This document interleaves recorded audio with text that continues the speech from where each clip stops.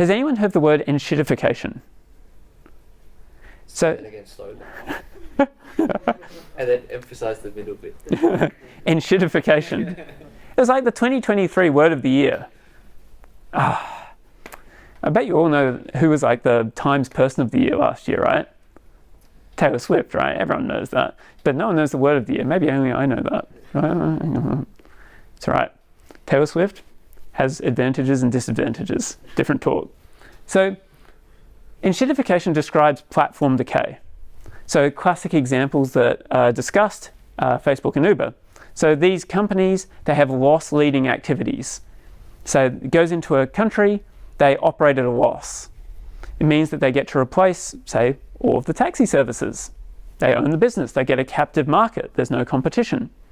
Then it makes sense from a financial standpoint for these commercial companies to increase their revenue as much as possible over time, to the detriment of the service at some extent.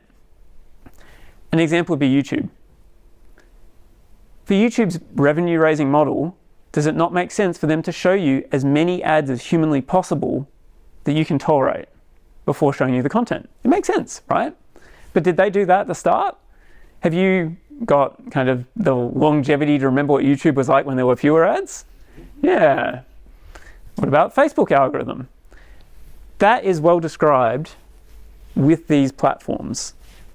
It is not being discussed with AI in healthcare.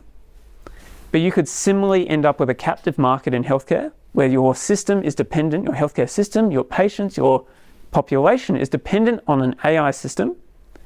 It makes sense from a capitalist standpoint for that company to maximize profits over time.